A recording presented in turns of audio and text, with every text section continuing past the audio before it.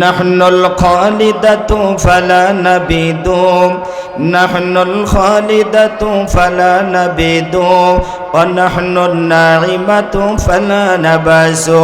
জোরে জোরে বলেন মারহাবা। নারায়ে তাকবীর।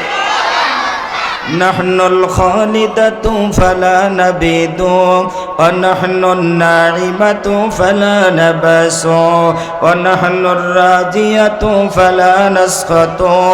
তুবা লিমান কানা লানা ওয়া কুন্না লাহু, তুবা লিমান কানা লানা ওয়া কুন্না লাহু।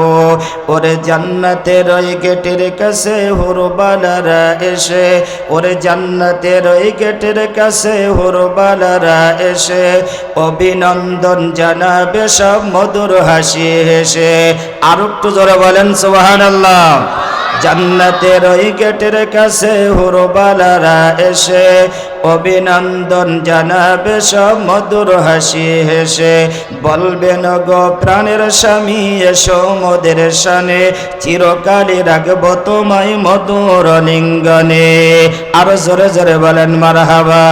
হিংসা ছাড়ো নিন্দা ছাড়ো, সবাই বলি হিংসা ছাড়ো নিন্দা ছাড়ো, ছাড়ো মনের অহংকার। সময় থাকতে তওবা করো, সময় থাকতে তওবা করো, অন্তর করো পরিষ্কার। লা ইলাহা ইল্লাল্লাহ, লা ইলাহা, লা ইলাহা ইল্লাল্লাহ মুহাম্মাদুর রাসূলুল্লাহ সাল্লাল্লাহু আলাইহি ওয়াসাল্লাম। অধ্যক্ষর মার্কাজুল ইমামিল আজম ঢাকা বাংলাদেশ কর্তৃক আয়োজিত হাফেজে কোরআন ছাত্রদের দস্তরবন্দি ও দোয়া মাহফিলের সম্মানিত সুযোগ্য সভাপতি হাফেজ মৌলানা আব্দুল মৌলানা হিমায়াতুল দামাত বারাকাতুহুমুল আলিয়া, আজকের মাহফিলের প্রধান অতিথি আল্লামা জিকরুল্লাহ খান দামাত বারাকাতুহুমুল আলিয়া সহ উপস্থিত দাওয়াতি হযরতে উলামায়ে কেরাম, ধুলির আসনে বসা আমার পিতৃতুল্য মুরব্বিয়ানে ইজম, বন্ধুতুল্য যুবক ভাইয়েরা, পর্দার আড়ালে অবস্থানরতা মা ও বোনেরা, সর্বপ্রথম সেই মহান রব্বুল আলামিনের দরবারে অসংখ্য শুকরিয়া আদায় করে যে আল্লাহ পাক রব্বুল আলামিন এই মুহূর্তে আমাদের সকলকে জান্নাতের বাগিচায় এসে বসবার তৌফিক দান করেছেন। এজন্য আমরা সকলে অন্তরের অন্তঃস্থল থেকে শুকরিয়া দান বলি আলহামদুলিল্লাহ। এটা যে জান্নাতের বাগান, কোনো সন্দেহ আছে কি বলেন? বলতে বলেন এখানে তো গাড়ি তিরাক রাখার গ্যারেজ, এখানে আমরা গাড়ি রাখি। ভাই, যতক্ষণ এই মজলিসের মধ্যে, এই প্যান্ডেলের মধ্যে কোরআন হাদিসের আলোচনা করা হবে, ততক্ষণ পর্যন্ত এই প্যান্ডেলটাই জান্নাতের বাগান হিসেবে ঘোষণা দিয়েছেন আমার নবী। আমার নবীজি বলেছেন, মাজালিসুল ইলমি হিয়া রাউযাতুম মির রিয়াজিল জান্নাহ। যেই মজলিসে কোরআন হাদিসের আলোচনা করা হয়, যেই মজলিসে কোরআনুল কারীম তেলাওয়াত করা হয়, কোরআনের তাফসির করা হয়, ওই মজলিসটা যতক্ষণ থাকবে ততক্ষণ ওই মজলিসটাই জান্নাতের বাগান। আরো জোরে বলেন সুবহানাল্লাহ। জান্নাতের বাগানে আমরা সবাই যেতে চাই তো কি বলেন? জান্নাতের নিয়ামত পৃথিবীর কোনো মানুষ বর্ণনা করে শেষ করতে পারবে না। যেহেতু আমার নবীজি বলেছেন, মালা আইনুন রাআত ওয়ালা উযুনুন সামিয়াত ওয়ালা খাতারা আলা কলবি বাশার, যে জান্নাতের নিয়ামত এমন নিয়ামত হবে যে কোনো মানুষ অন্তর দিয়া জীবনে কোনো দিন কল্পনা করে শেষ করতে পারবে না। কোনো চোখ দেখে শেষ করতে পারবে না, কোনো কান জান্নাতের বিবরণ শুনে শেষ করতে পারবে না। এত নেয়ামত আল্লাহ পাক রব্বুল আলামিন জান্নাতের মধ্যে রেখেছেন। আল্লাহর নবী বুখারী শরীফের হাদিসের মধ্যে ঘোষণা করেছেন যে জান্নাতের মধ্যে এক তীর পরিমাণ জায়গার মূল্য এই পৃথিবীর মধ্যে যা আছে, পৃথিবী সহ পৃথিবীর মধ্যে যা আছে এর চাইতে জান্নাতের এক তীর পরিমাণ জায়গার মূল্য বেশি হবে। এটা জোরে বললেন না সুবহানাল্লাহ? সুবহানাল্লাহ যদি আমরা জোরে জোরে বলি, ছোট বাচ্চারা কথা বলতেছে, ওরা কথা বলার সুযোগ পাবে না। কি বলেন, ঠিক কিনা? এজন্য জান্নাতের এক তীর পরিমাণ জায়গার মূল্য পৃথিবীর চাইতে বেশি হবে। এই জান্নাতে আমরা সবাই যেতে চাই তো, কি বলেন?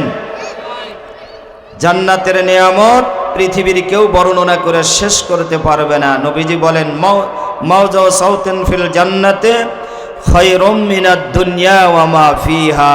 জান্নাতি নাজনিয়ামতের বয়ান কঠিন ভাই, জান্নাতি নাজনিয়ামতের বয়ান কঠিন ভাই, কেন না তার কোনো নজির এই দুনিয়ায় নাই, কেন না তার কোনো নজির এই দুনিয়ায় নাই। জান্নাতি এক তীর পরিমাণ জায়গার মূল্য কত, জান্নাতি এক তীর পরিমাণ জায়গার মূল্য কত, বেচলে হয় না দুনিয়ার সব নাজ নিয়ামত যত। আরো জোরে বলেন সুবহানাল্লাহ।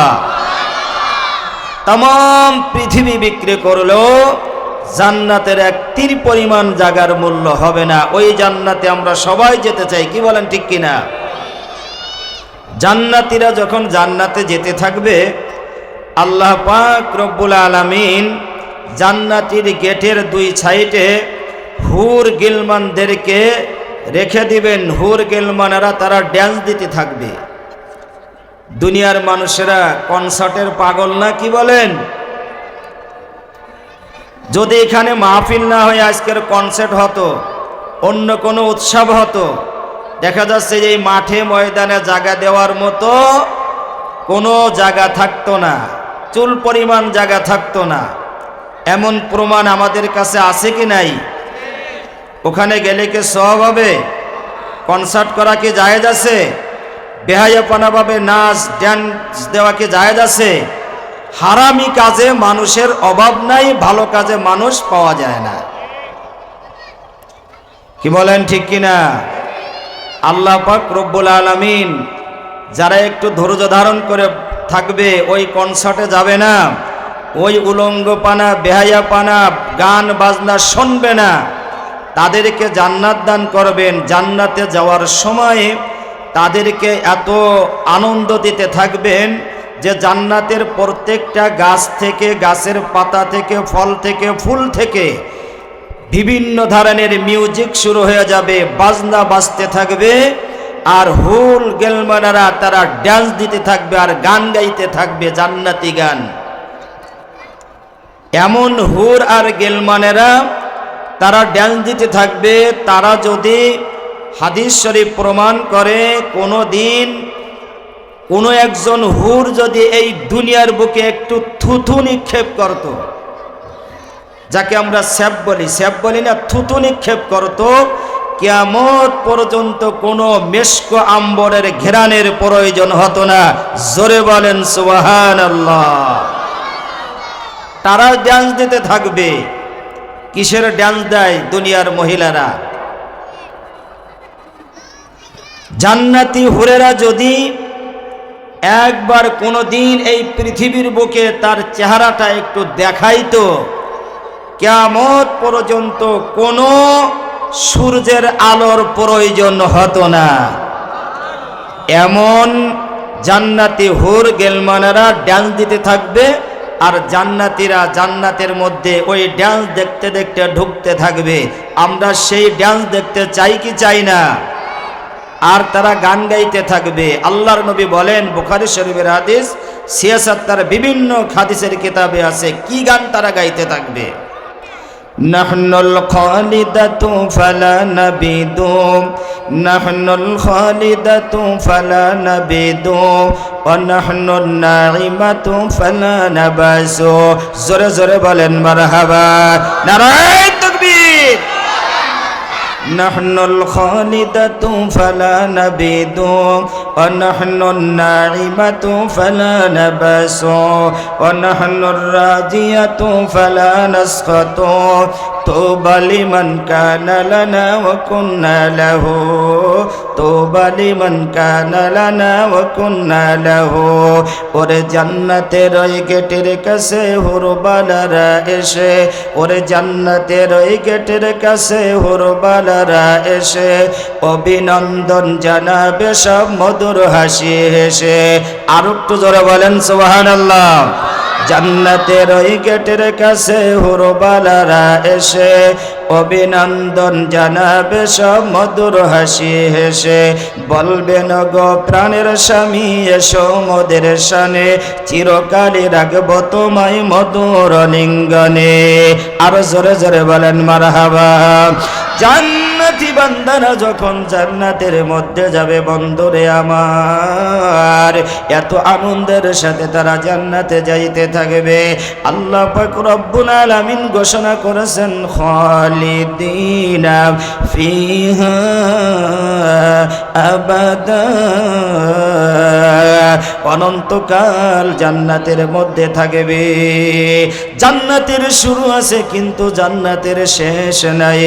আল্লাহর নবী বলেন तमाम পৃথিবীর মধ্যে যদি সরিষার দানা ভর্তি করে রাখা হয় আর একটা পাখিকে যদি হুকুম দেওয়া হয়, ওরে পাখি রে তুমি এই একটা দানা নিয়া পৃথিবীর অন্য স্থানে 1000 বছর পরে নিয়ে রাখবা, 1000 বছরের আগে আসবা না, একটার বেশিও তুমি দানা নিতে পারবে না, তাহলে ও পৃথিবী ভরা সরষার দানা শেষ হবে। কিন্তু যেই ব্যক্তি জান্নাতে যাবে রে, ওর জান্নাত কোনোদিন শেষ হবে না। জোরে জোরে বলেন সুবহানাল্লাহ। জান্নাতীরা অসুস্থ হবে না, জান্নাতি মানুষদের কোনো ডায়াবেটিস রোগী হবে না, কোনো অসুস্থতারা থাকবে না। যতদিন থাকবে তাদের যৌবনত্ব ঠিক থাকবে, তাদের পুরুষত্ব ঠিক থাকবে, তাদের আনন্দ কোনো দিন কম হবে না। জান্নাতীরা চির সুখী অসুস্থ না রবে, জান্নাতীরা চির সুখী অসুস্থ না রবে, চিরজীবী থাকবে, তাদের মৃত্যু নাহি হবে। আরো জোরে বলেন মারহাবা। নারায়ে তাকবীর। জান্নাতীরা চির সুখী অসুস্থ না রবে, চিরজীবী থাকবে, তাদের মৃত্যু নাহি হবে। অনন্তকাল থাকবে, যুবক হইবে না কেউ বুড়ো, জান্নাতি সব এক বয়সে রইবে না কেউ বুড়ো, জান্নাতি সব এক বয়সে রইবে না কেউ বুড়ো। আল্লাহ পাক আমাদের সকলকে জান্নাতে যাওয়ার তৌফিক দান করুক। জোরে বলেন আমিন। বন্ধুরে আমার, মহাগ্রন্থ আল কোরআনুল কারীম থেকে ছোট্ট একখানা আয়াতে কারিমা আমি তেলাওয়াত করেছি। আল্লাহ পাক রব্বুল আলামিন ঘোষণা করেছেন লাতারাকাবুন্না তাবাকান আন তাবাক।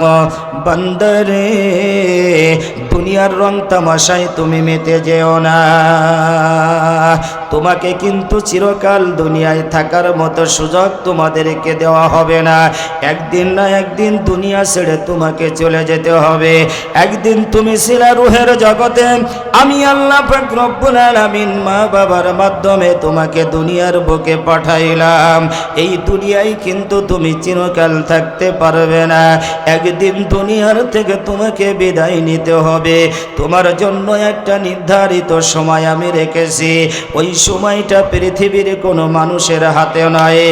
মায়ের হায়াত সন্তানদের হাতে নয়, সন্তানদের হায়াত মা বাবার হাতে নয়, স্ত্রীর হায়াত স্বামীর হাতে নয়, স্বামীর হায়াত মা বাবার হাতে নয়।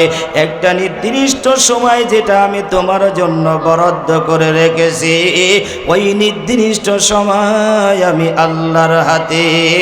হায়াতের মালিক আল্লাহ, মৌতের মালিক আল্লাহ। কি বলেন ঠিক কিনা? ওই নির্দিষ্ট সময় যেদিন তোমার শেষ হয়ে যাবে বন্ধুরে, ওই দিন অবশ্যই অবশ্যই দুনিয়া ছেড়ে চলে যেতে হবে। আজকের দুনিয়ার রং তামাশায় পড়িয়া তুমি নামাজ পড়ো না, রোজার দিনে তুমি রোজা রাখো না, হজ ফরজ হলে তুমি হজ ফরজ আদায় করো না, কোরবানির টাকা পরিমাণ কোরবানি ওয়াজিব হলে কোরবানি পালন করো না। বন্ধুরে, যেদিন তোমার ডাক এসে যাবে, এই সব কিছু ফেলায়া তোমাকে চলে যেতে হবে।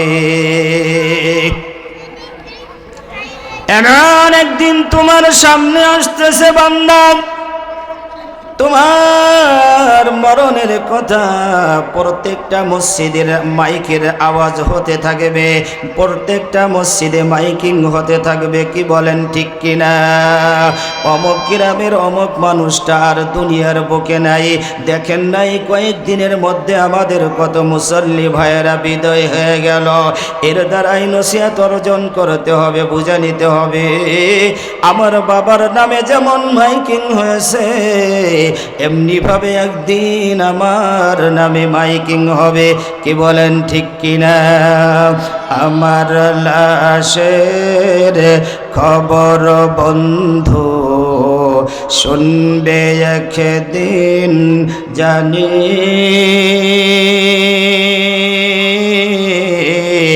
কাঁদবে সবাই ফেলবে শুধু দুই নয়নের পানি, দুই নয়নের পানি। কি বলেন ঠিক কিনা?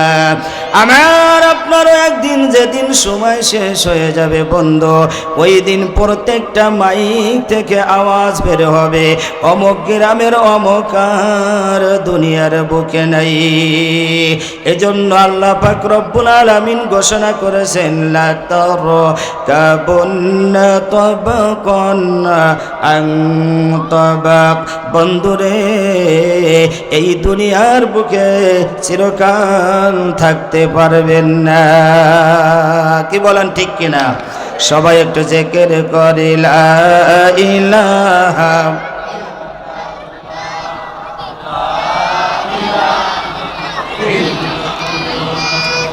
লা ইলাহা লা ইলাহা লা ইলাহা ইল্লাল্লাহু মুহাম্মাদুর রাসূলুল্লাহ। বলতেছিলাম এক স্থান থেকে আবার আর এক স্থানে আমাদেরকে যেতেই হবে। যতই আমরা শক্তিশালী দেখাই না কেন, যতই দাপট দেখাই না কেন, চিরকাল দুনিয়ার বুকে আমরা টিকে থাকতে পারবো না। এ বন্ধুরে, আমাকে অবশ্যই কবরের মধ্যে যেতে হবে। কবরে আল্লাহ পাক রব্বুল আলামিন চিরকাল আমাদেরকে রাখবেন না, কমপক্ষে 50,000 বছর কবরে থাকতে হবে। আল্লাহর নবী বলেন, আল কবরু রাউযাতুম মির রিয়াজিল জান্নাহ আও হুফরাতিম মিন হুফারিন নার। কবর কারো জন্য হবে জাহান্নামের গর্ত, আর কারো জন্য হবে জান্নাতের বাগান। দুই ধরনের কবর হবে। কারো কবরের মধ্যে 99টা সাপ হাজির হয়ে যাবে, 99 সিন্নিনান, 99 সিন্নিনান। 99টা সাপ নাফরমান গুনাহগারের কবরের মধ্যে হাজির হয়ে যাবে। বন্ধুরে, দুনিয়ার বুকে যদি কারো ঘরের মধ্যে একটা সাপ ঢোকে, অথবা যদি কারো পাকের ঘরে হোক, হাড়ি পাতেল আলমারির ভিতরে একটা সাপ ঢুকে যায়, বাড়ির ঘরের মধ্যে যারা থাকে সব সবাই ঘর থেকে বের হয়ে যায়, অন্য মানুষ ডাকিয়া অনেক সতর্কতার সাথে ওই সাপ মারতে হয়, কি বলেন ঠিক কিনা? আমি আপনি যদি ইসলামের বিরোধিতা করি, আল্লাহর আইনের বিরোধিতা করি, কোরআনের বিরোধিতা করে, তাহলে আমার কবরে কিন্তু জাহান্নামের আগুন দেয়া ভরে দেওয়া হবে। ও বন্ধুরে আমার, এজন্য সব সময় কোরআন থাকবে আমাদের সামনে, কোরআন আমাদের মূলনীতি, কোরআন অনুযায়ী জীবনযাপন করব, কোরআন নিজে পড়ব, কলিজার টুকরা সন্তানদেরকে কোরআন পড়াবো। লাভ আমার কি হবে? আমার লাভ হবে কোরআন শিখলেন। আমাকে তো একদিন মরতে হবে, লাতারকাবুন্না তাবাকান আন তাবাক। আমার মরণের সময় আমার কলিজার টুকরা সন্তান, আমার ছেলে মেয়ে যদি আমার কবর, আমার ইন্তেকালের সময় পাশে বসিয়া যদি তারা কোরআন তেলাওয়াত করে, সূরা ইয়াসিন যদি পড়তে পারে রে, আল্লাহ পাক রব্বুল আলামিন ওই মা বাবার জান আসানের সাথে জান্নাতি পরিবেশে কবজ করিয়া নেবে। এজন্য আমাদের সন্তানদেরকে কোরআনের শিক্ষায় শিক্ষিত করতে হবে।